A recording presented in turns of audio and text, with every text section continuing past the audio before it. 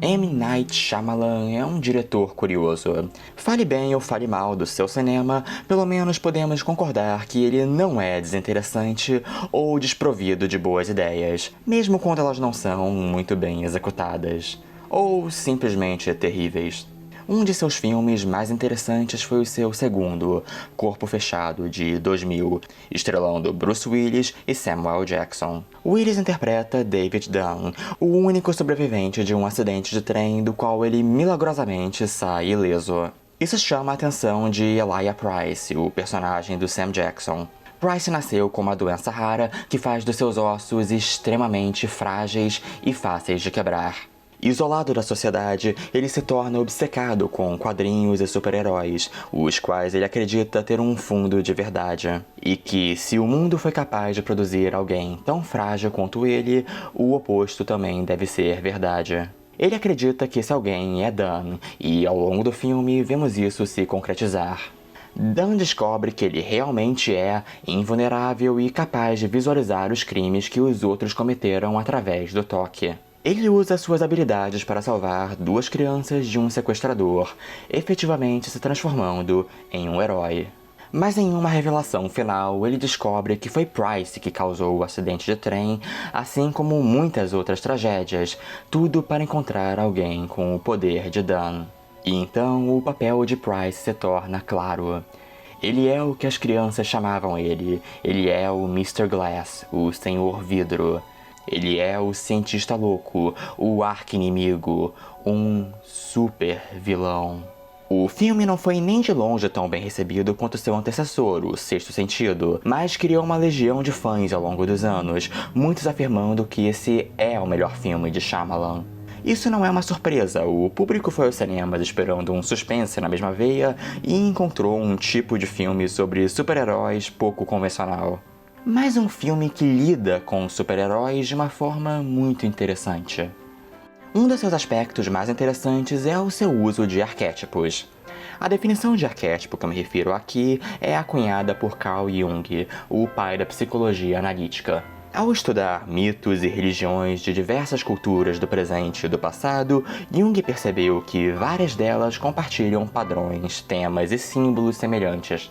Jung acredita que isso vem de imagens primordiais que permeiam nosso inconsciente coletivo e que ele chamou de arquétipos. O herói, naturalmente, é um deles. Ao longo de toda a história, vemos narrativas de grandes figuras que realizam grandes feitos, e assim geralmente conquistam um tesouro, uma princesa, elixir e por aí vai.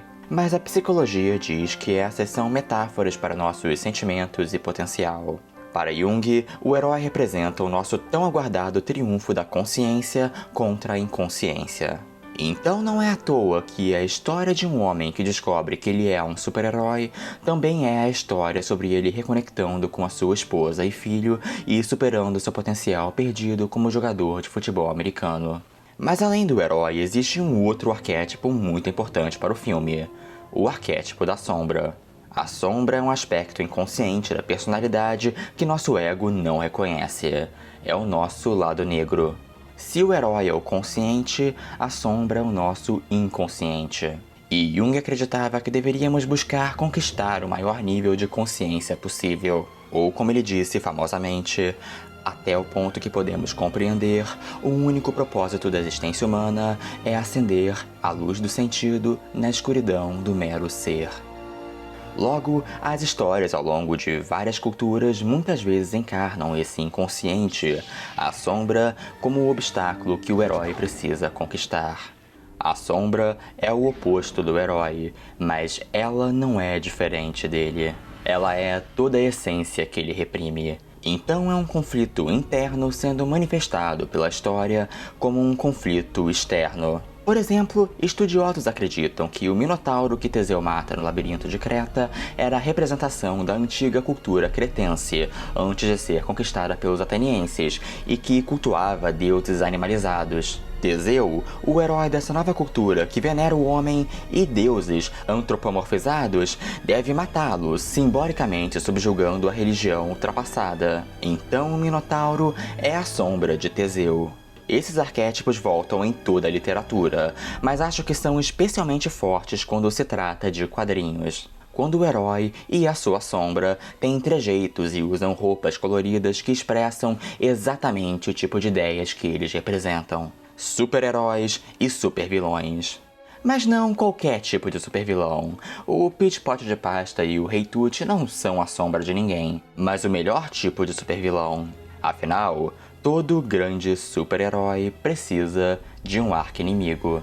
Um vilão não se torna um arqui-inimigo de um herói à toa. Vai muito além do quão forte ele é. Ele opõe os ideais do herói de tal forma que ele representa tudo que ele detesta, mas inegavelmente faz parte dele. Batman e Coringa, Superman e Luthor, Senhor Fantástico e Doutor Destino, só para citar alguns. São todos os heróis e suas respectivas sombras. Eles são opostos, mas iguais, e as melhores histórias entendem isso muito bem. Nós já vimos o Coringa estar ciente que ele é a sombra do Batman e abraçar isso com alegria, e o mesmo acontece aqui com Elijah Price. Now that we know who you are, I know who I am. Exceto que no caso dele, isso se torna mais complexo. Ele passou a vida toda sofrendo e sem um propósito, apenas para finalmente descobrir que esse propósito é ser o vilão. Faz dele uma figura trágica, confinado ao seu próprio arquétipo. Ou talvez ele só seja louco. O filme não tem respostas fáceis. No geral, dá pra ver o que Corpo Fechado tem que conquistou tantos fãs. Shyamalan fez um filme sobre super-heróis na época em que eles eram mais desacreditados no cinema.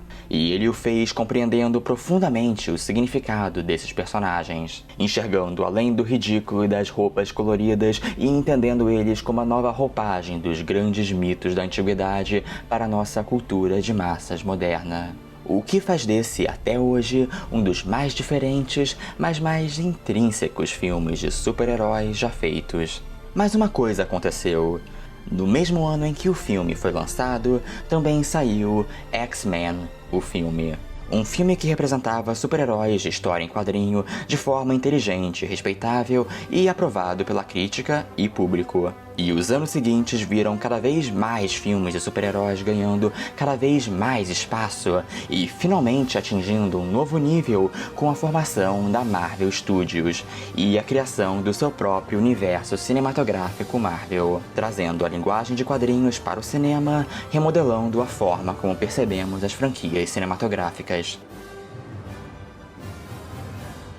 Ironicamente, à medida que os filmes de super-herói prosperavam, a carreira de Shyamalan foi definhando. Se após o sucesso estrondoso do Sexto Sentido, ele chegou até a ser cogitado como, abre aspas, o novo Spielberg, esse potencial não se concretizou. E com cada novo filme seu, o público parecia menos interessado, com seus projetos se deteriorando de decepcionantes a mas que merda é essa? Nos anos seguintes, Shyamalan foi reduzido a uma paródia de si mesmo. Seus plot twists, a sua marca registrada, que fizeram dele famoso, agora eram um motivo de piada. What a twist! Mas ele parece estar se reerguendo ultimamente. Seu último filme, Fragmentado, recebeu boas críticas e foi um tremendo sucesso de bilheteria, fazendo 300 milhões mundialmente em um orçamento de apenas 9. O terror psicológico é sobre 3 garotas que são sequestradas por Kevin, um homem com 23 personalidades diferentes e uma 24ª, a fera prestes a se manifestar. Não é um filme perfeito, mas conquistou uma boa cota de fãs. Eu gostei. Mas acho que o momento mais interessante do filme está na sua cena final. Enquanto o noticiário relata o que se passou e que Kevin agora foi apelidado de A Horda, é revelado que uma das pessoas assistindo é David Dunn, o personagem do Bruce Willis, e descobrimos que o filme se passava na mesma continuidade que Corpo Fechado. O que é interessante nesse twist, aquilo que todo bom twist faz, é como ele muda o nosso jeito de ver a história e explica muito dos seus elementos mais estranhos. O jeito que o filme parece tratar lidar com um transtorno dissociativo de identidade, uma doença já controversa no campo da psicologia, se torna exagerado até para o padrão hollywoodiano. À medida que o filme progride, a condição de Kevin se torna cada vez mais parecida com algo sobrenatural. Ou seria melhor dizermos, superpoderes.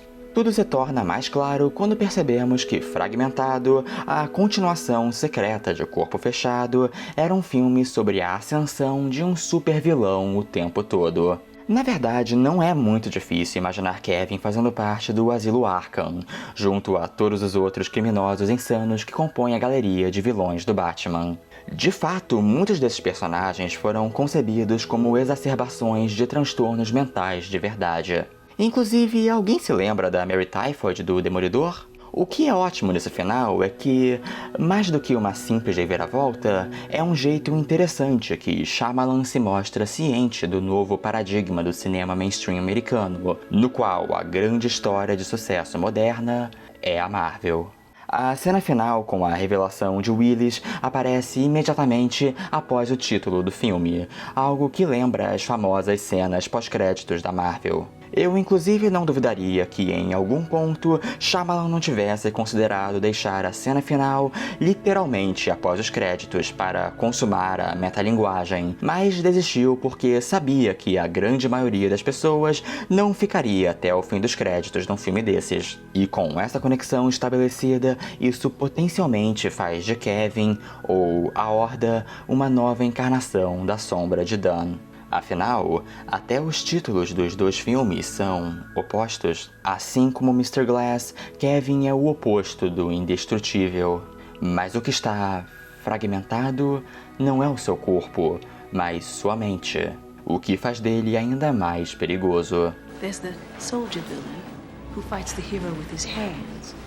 And then there's the real threat, the brilliant and evil arch-enemy who fights the hero with his mind. Isso não é à toa. Shyamalan revelou que o personagem de Kevin foi concebido originalmente em suas primeiras versões do roteiro de Corpo Fechado, mas acabou sendo cortado da versão final e agora foi reaproveitado no próprio filme. Ele também confirmou que ainda planeja fazer uma sequência de Corpo Fechado, presumivelmente o encontro de David Dunn com a Horda. E eu confesso que estou empolgado para ver no que isso vai dar. Hoje em dia, Hollywood está desesperada em busca de replicar o sucesso do universo cinematográfico Marvel, mas Shyamalan executa isso de uma forma inusitada. Ao invés de olhar isso pelas possibilidades de marketing e bilheteria, basicamente associando uma coisa popular a outra coisa popular, ele decide observar as possibilidades narrativas e textuais desse novo zeitgeist do cinema. Afinal, se você fizesse publicidade sobre a conexão entre esses filmes para o público,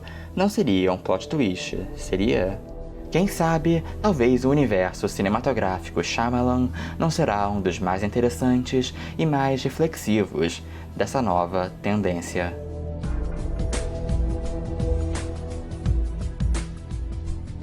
Pessoal, eu tenho um novo vídeo saindo toda sexta-feira, incluindo mais Traje de John, DC Animado ou meu novo quadro, o Cine Rui. Ao longo da semana, o resto da galera do vício também deve postar muito mais conteúdo. Você já viu o nosso novo podcast, por sinal? Então inscrevam-se no canal e ativem as notificações para ficarem atualizados. Vocês também podem me enviar fanarts, memes ou o que quiserem pra mim no e-mail na descrição. E aliás, me sigam no Twitter e Instagram. Vejo vocês na próxima e até mais.